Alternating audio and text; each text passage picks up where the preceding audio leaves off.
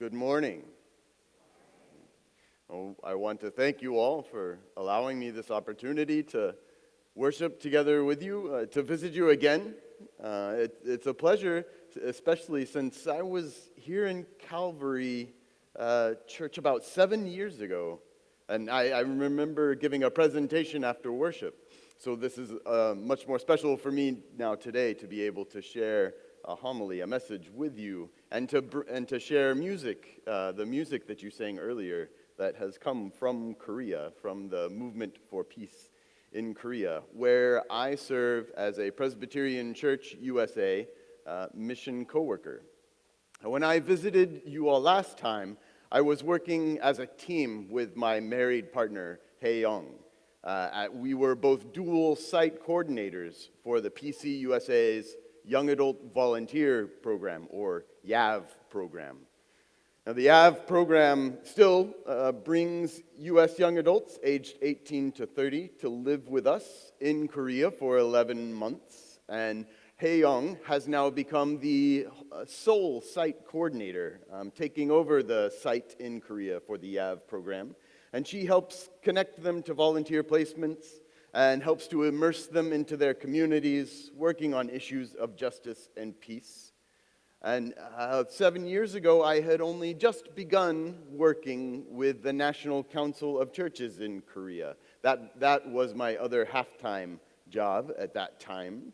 And with them, with the NCCK, I assist with their reconciliation and reunification department.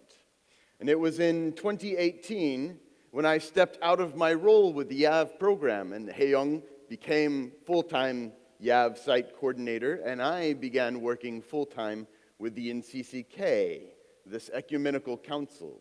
So NCCK, as an ecumenical council, includes most of the major Protestant denominations in Korea, such as Presbyterians, the two Presbyterian denominations that are our partners with the PCUSA, but also Methodists, Anglicans, Lutherans, Eastern Orthodox, and several more. So we moved at that time in 2018. My family moved from the city of Daejeon to the city of Seoul, further north, closer to the border with North Korea. And that is where I work with the NCCK at their offices in Seoul. I hope to share with you a story from these partners in the NCCK, especially one man who became a very special friend for me through that work. And I hope it will illustrate for you how some of our partners have come to God's table and been met by grace. For those first 4 years in Korea, as I was working with the YAV site, I was setting up meetings with Korean partners, and I was taking our U.S. young adults on study trips to learn about Korea's culture and history, especially the parts that were entwined with the USA, helping these young adults to think theologically, reflect theologically on what it means to be a U.S. person in this context. But now that I'm working full-time with the NCCK, I help them, the NCCK, to communicate what are their peace advocacy efforts to partner churches around the world and to governments who are still participating in the ongoing Korean War, especially the U.S. government. Now, one of those communication projects involved an interview with the Reverend Dr. David Seo Kwang-sun 박사님. He had been an NCCK stalwart, a long-time peace advocate in Korea. I interviewed him for a webinar that the NCCK had broadcast with the help of another U.S. denomination, the UCC Disciples Church. But Dr. Seo's story especially reminds me of the meeting between Jacob and Esau, because it is a story that involves meetings between South Koreans and North Koreans, two enemies on opposite sides of an ongoing war, both looking for understanding and hope for healing. Dr. David Seo grew up in northern Korea when it was occupied by the Japanese Empire before and during World War II, before it became what is now North Korea. His father was a Christian pastor, and he regularly spoke out against Japanese authority. So they had to leave Korea and go to live in Manchuria until 1945, at the end of World War II, when Japan surrendered. But when he returned, the USA and the Soviet Union had decided to split up Korea, despite the fact there were no Koreans who were participating in that decision, and the vast majority of Koreans had assumed that they would remain united in their liberation and attempt to create a new independent Korea. Yet, because of that decision, the Korean peninsula became split into two separate zones.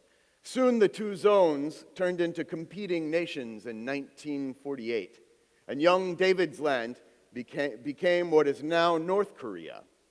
So young David's father continued speaking out against North Korean authority. His father especially spoke out against the Christians who were helping the North Korean government at that time. There was a small minority who participated in policies of land redistribution and were willing to work with a communist government. Now, his father considered the man who founded this Korean Christian Federation, which is a federation of Protestant Christians who are now officially recognized by the North Korean government. His father considered the founder of this Christian Federation to be his enemy in particular, his special enemy, not only because he was working with the communists, but because he refused to support USA administration over Korea, as he considered USA to be God's instrument on earth. After the Korean War broke out, young David's father went missing. David later found out that his father had been executed, along with several other pastors, by North Korean officers for treason. When young David found his father's body, he pledged revenge against his father's enemies and all North Koreans. This opened up a major wound in his heart. But he fled south and joined the South Korean Navy to live out that revenge in the Korean War, hoping that it would give him some solace.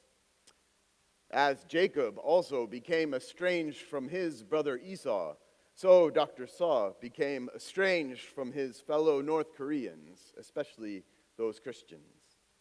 But after the armistice of 1943 then put a cease on open hostilities, it paused the war in 1953, young David was given the opportunity to come to the U.S., where he was studying theology. And there he learned about the civil rights movement. And he heard Martin Luther King Jr. preach about love for our enemies and transforming hate into love. Now Dr. Saw began to question whether he could maintain his desire for revenge and still live truly as a Christian. He began to wonder if healing is even possible through revenge. And he took these questions and returned to South Korea. And there he found a South Korean military dictatorship suppressing democracy in South Korea. Now he decided that time that whatever his father may have wanted, he needed to resist oppression wherever he saw it, even when it was supported by the USA. As he began to join the people calling for democracy in South Korea, he and other democracy activists began to learn more about how U.S. policy in 1945 helped to lead to the Korean War. For example, he learned that the U.S. military government chose primarily the Koreans who helped Japan to colonize Korea as the U.S. allies. Now, these Koreans who had supported Japan's fascist government through World War II were the most hated by the vast majority of Koreans. But the U.S. military government made them the bedrock of the new South Korean state, placing them in positions of leadership, not only in government, but also in the military and in the police, and even taking control of former Japanese businesses. General John Hodge, who was a U.S. commander of the U.S. military government in 1945, was asked, why are U.S. policies so unpopular in Korea? Why are Koreans rising up in protests and riots against the U.S.? Why are they taking to the streets already in 1946 to protest this U.S. choice of Korean oppressors as the new leadership? And he replied to the State Department, "We are not dealing with wealthy, U.S.-educated Koreans, but with poorly educated Orientals who are definitely influenced by direct propaganda and with whom it is impossible to reason." Now, this quote by General Hodge betrays the assumptions of Orientalism. Orientalism is a Western assumption that Asians are not as intelligent as Westerners, and they naturally tend toward tyranny, unless Westerners, ironically, force them to accept the U.S.'s version of democracy or U.S. allies. Now, General John Hodge's statement implied that those Koreans who opposed U.S. policies only did so because they must have been organized by the Soviets, since they were supposedly not intelligent enough to organize themselves into demonstrations and protests. Therefore, the U.S. supposedly needed to use the force of military and the former colonial authoritarian police to crush their attempt at actual democracy and an independent Korean government. Now, this same kind of racism, you might have noticed, continues today, but not only in the anti-Asian hate crimes in the U.S., but also in the ongoing U.S. policy that assumes that it is impossible to reason with the current North Korean leadership. But Dr. Saw also began to learn more about the missionaries and what Christians, especially U.S. missionaries, were saying, those who had been sent to Korea since 1884. He found out that many U.S. missionaries, like the Reverend Arthur Judson Brown, had supported Japanese colonization of Korea because they too believed that Koreans were not enough to be civilized on their own. They needed to be forced into civilization by more modernized nations such as Japan. While there were some Christians, like his father, who didn't support Japanese colonization, many of those did so based on other Orientalist assumptions. For example, the Reverend Homer Holbert spoke out against Japanese colonization because it was colonization by Orientals. And he wanted the U.S. to colonize Korea instead. Now, Dr. Saw found out that many Korean Christians did accept this Orientalist assumption, and they were willing to fight for obedience to U.S. policies and against Korea's right to self-determination. So many Christians either believed that Japan's colonization of Korea was ordained by God, or if not that, at least U.S. colonization of Korea would definitely be ordained by God, because at least U.S. is the actual agents of God on earth, supposedly. For decades, then, many Christians supported military dictatorship in South Korea, or at least they tried to dissuade anyone from speaking out against it, saying Christians must be politically apolitical, politically neutral. There are Christians who participated, who helped conduct massacres with the South Korean government and the U.S. military before even the Korean War broke out. So there are people now still living in Korea with physical wounds given to them by U.S. and South Korea, who are continuing to live now both in South Korea and in North Korea. People who are in need of space to heal from the wounds that we have given them. Now, before I went to live in Korea, I went assuming that we were pretty much the good guys, because U.S. and freedom and democracy and all that, right? But I began to question myself, and so I asked my friend Dr. Saw, so who are the good guys in this conflict? And his response was, there are no good guys in this conflict anymore. So Jacob recognized that Esau had good reason to be furious with him. If you remember before, Jacob had tricked Esau out of his birthright. So Jacob wasn't kidding when he prayed to God, saying, Esau might come here and try to kill me.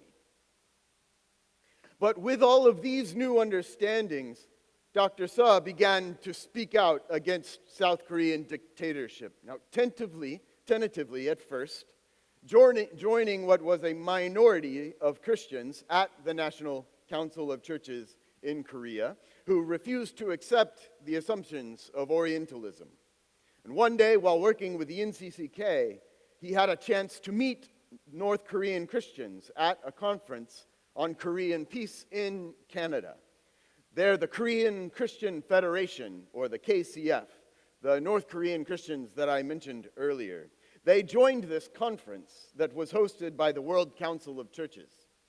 The leader of the North Korean Christian Federation at that Canada meeting happened to be the son of the founder of that federation. So again, this was Dr. Suh's father's most hated enemy was the founder, and the leader of the Korean Christian Federation at this meeting was his father's most hated enemy's son. But the day that they were supposed to begin the meeting, Dr. Suh was to give a statement for the South Korean NCCK. And the son of his father's most hated enemy was supposed to give the statement for the North Korean delegation. The night before that meeting was to begin, that enemy approached Dr. Suh and asked him to help interpret his speech into English, since he knew Dr. Suh had studied in the U.S. and had become fluent in English. But Dr. Suh was stuck in a hard place because, for one, South Korean law could have him arrested for helping to translate for a Korean, for offering official help to a North Korean.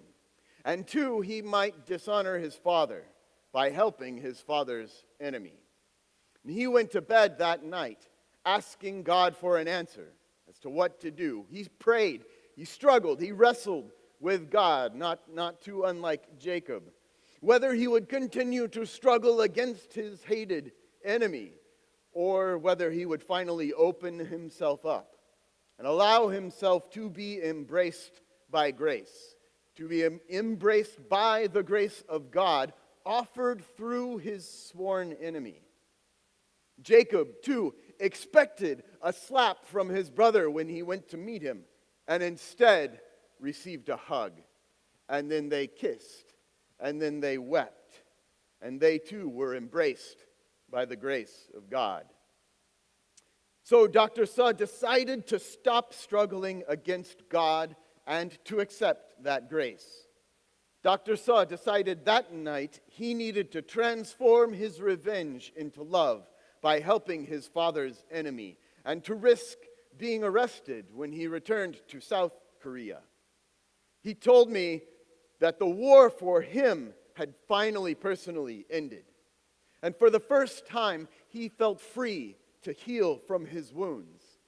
He told me in the interview that moment, that was his liberation. And after receiving this grace, it then became much easier to speak out for democracy against South Korean military dictatorship. He told me it became much easier for him to advocate for an end to all hostile military policies of South Korea and the U.S. He more freely demanded that we create humanizing relationships across the border of conflict, because he knows that when you are taught that your enemy is an evil monster, you will find it much easier to watch your country drop bombs on them.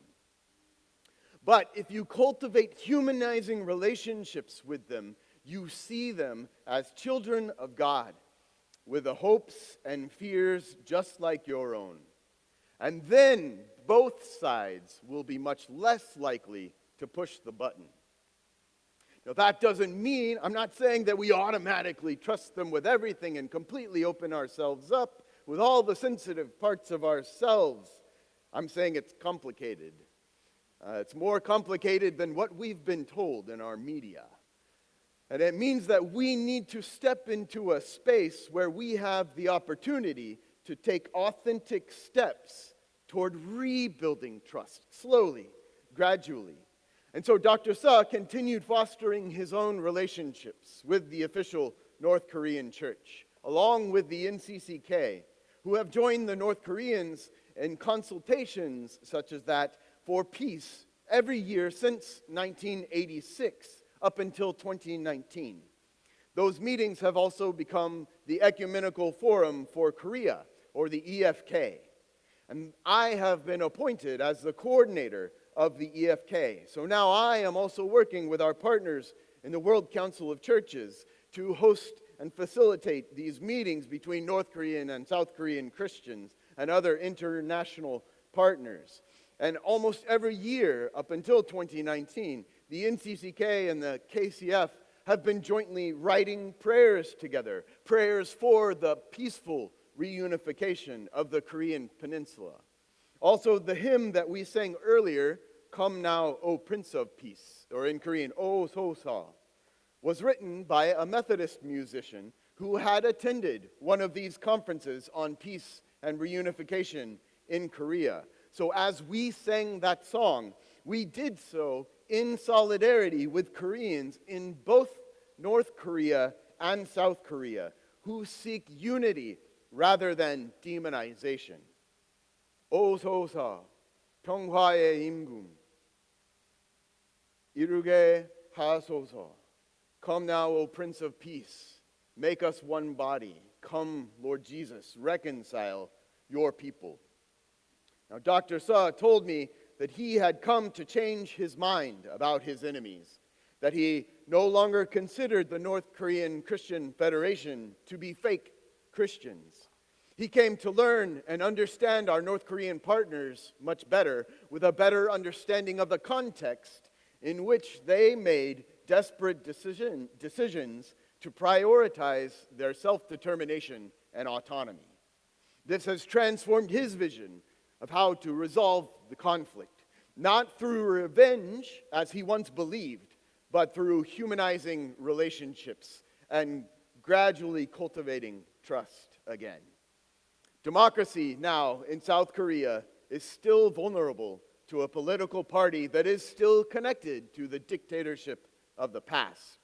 Koreans are still anxious about the threats of foreign power, fire and fury, and the total destruction of their peninsula. Millions of people who participated in the conflict on the Korean peninsula are looking for space to finally be able to heal.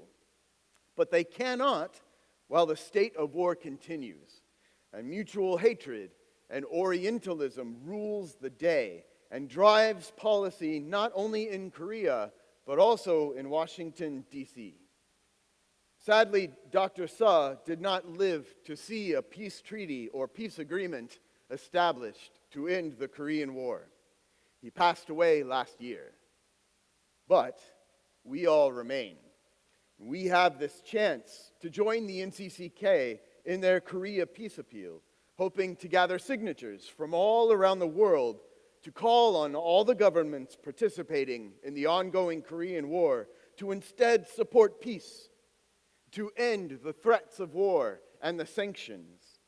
We have this chance to sing in solidarity for unity, to the hope that God may come and reconcile our people, to testify to the faith that God will heal our people if we are willing to open up ourselves to being embraced by grace.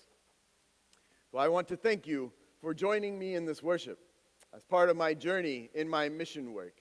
I'm still trying to learn as much as I can about the context and this history, because Lord knows it is complex. I've been living in Korea for 9 years, and I grew up in Texas.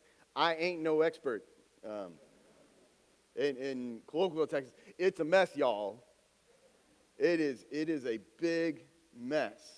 So I hope that you continue to join me on this journey as I keep learning more. I hope to bring more of what I learn back to share with you. So as you support me in prayer, you help make it possible for both me and Hey Young to mentor our young adult volunteers and to help them reflect theologically on their relationship with Koreans in this context, to pay attention and learn about their context as they accompany Koreans in their work for justice and peace and healing.